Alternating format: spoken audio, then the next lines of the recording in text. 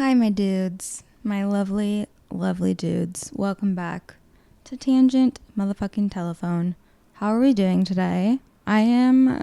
I don't even know how I am. I know that I have been not well for the past few days. I'm still not well. I'm not as bad as I was the past few days, but there's a lot happening. I have something big coming up on Monday that essentially has me like having a mental breakdown every single day of my life. And so I'm hoping that when that is over, I will feel a lot better. I'll talk about it, maybe. I mean, I will. Essentially, the sex trafficking thing I mentioned in like one of the early episodes, I have court for that on Monday. And I guess after this will be when I can kind of really talk about it all and have a more full picture of it instead of not being able to tell the full story because things have not been, justice has not been served, which, by the way, I'm still probably not going to feel like it has been served, but what are you going to do? Anywho, we're not going to talk about that. Rate the podcast 5 stars, subscribe, do all the things. I was thinking about the fact that I get a lot of concussions. Not so much recently, but for whatever reason, in 2021, I had like 4 concussions, I think. And because I played soccer growing up, got concussions at an early age, it made me more susceptible to, continue getting them. And so I got them like my whole life. I would say like at least one each season of soccer. And then I actually got one from dance at one point. But as an adult even, I mean, knock on wood, I didn't get a concussion recently. That's not why I was thinking about this. That led me to thinking about the first time I got a concussion, which was also the first time I got a black eye, and was also the time that I learned, I knew lying was bad, but this was when I really got to see how bad of a thing it is. I think I was 5. It was like in the beginning of first grade, so I would have been 5. So the concussion led me to the black eye, which led me to thinking about the time that I learned why lying was bad. I want to tell a story. First of all, I still feel like it's like not even my fault, but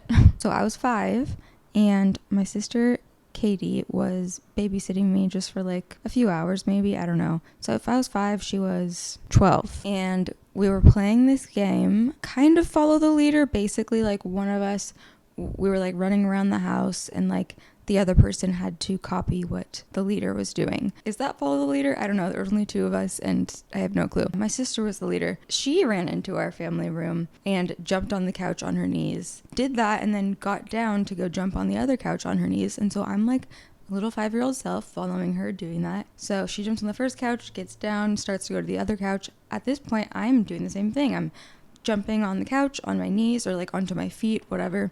And when I do that, I hit my eye. It was like my brow bone.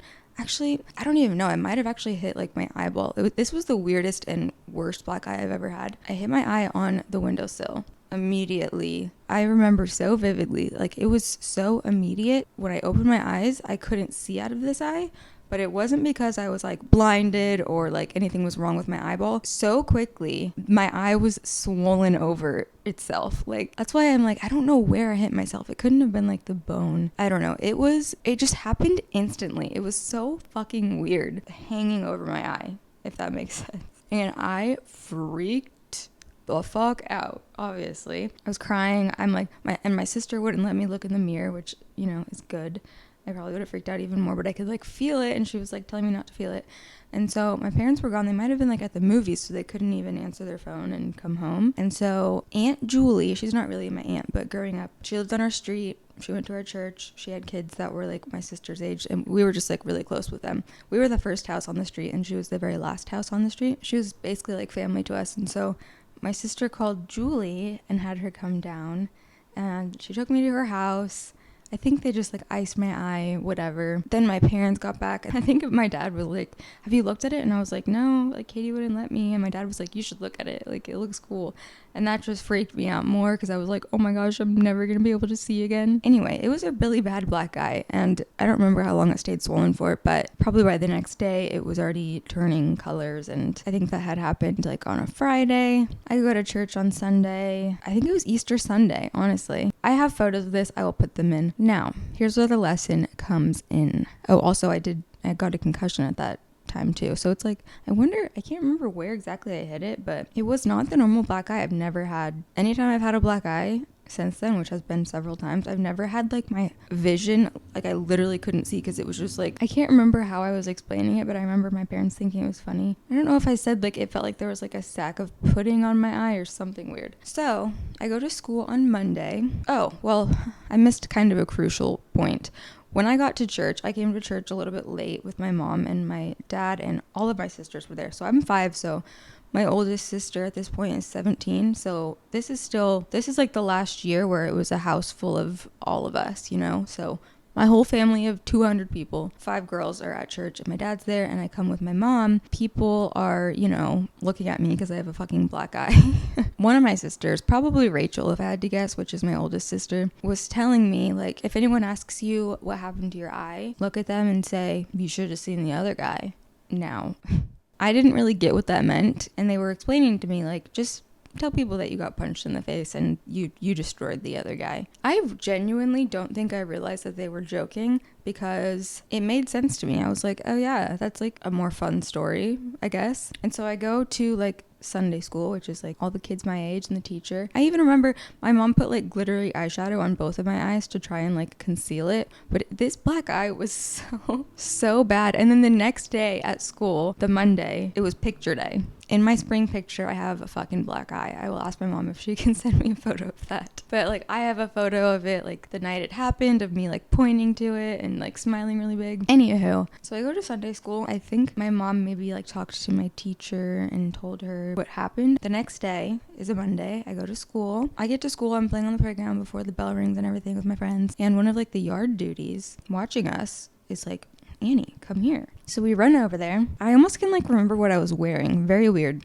I was wearing like those white tennis shoes that I don't know where they were from, but if anyone fucking remembers, the bottoms of these shoes looked like Rice Krispies. They had that weird pattern on them. No clue. Was it like Oshkosh? It was some kid's brand that maybe doesn't exist anymore. And I was wearing a little black mini skirt or skort probably. Little ruffly lacy socks, of course. Really not important. I'm just really reminiscing here. So we run up to her and she's like, Annie, what happened to your eye? Oh my God. And I, in that moment without hesitation, was just like, I got punched. She's like, what? You got punched? And I'm like, yeah. She's like, where were you? And I was like, I was at home. You know, retelling this as an adult and thinking about it, I'm only just now in this moment thinking about the fact that all of these adults were probably like, I mean, they all knew my mom and dad and they knew like what great people they were. So I don't think that that would even be a concern. But like, just imagine, you know, what are you going to think when a kid's like, oh, I got punched in the face at home. And she's like, what happened? And I was like, oh, I don't know. I was outside with my sister using chalk on the driveway, which was something we had done. But we did that like before anyway. And this like little boy walked up to us. He was being mean to my sister and I was telling him not to be mean to my sister. And he just came up to me and hit me. And she was like, what? She's like, he just came up and hit you? And I'm like, yeah, but like you should have seen the other guy. Makes no sense.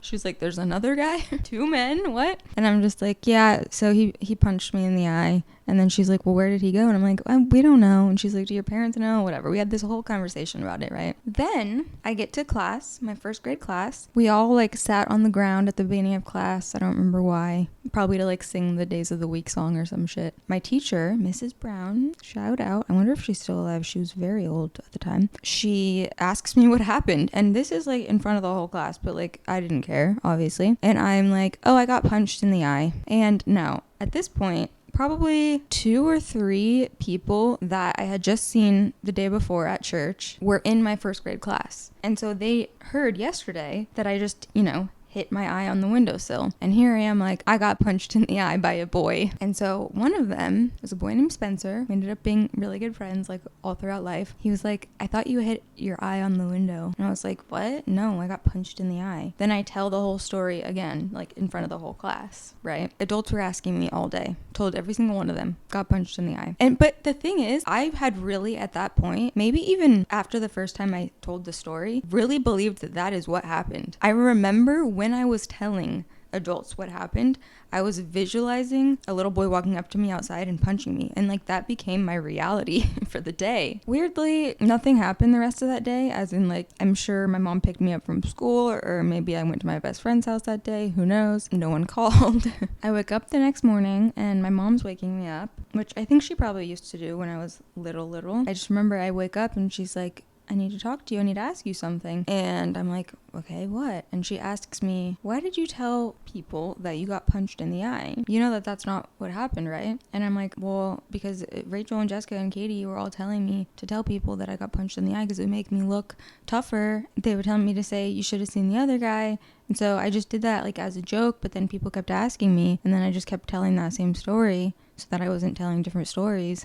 Something along those lines. And my mom then had to, I don't remember exactly what she said, and she was very sweet to me because like I was such a good kid and it was so weird to everyone involved. She was like, that is a lie and lying is really bad and it could have been worse. People could have thought that someone had really hurt you, blah, blah, blah. And I remember just like sobbing and feeling so guilty. And I remember looking in the mirror after my sisters were like in the bathroom getting ready for their school.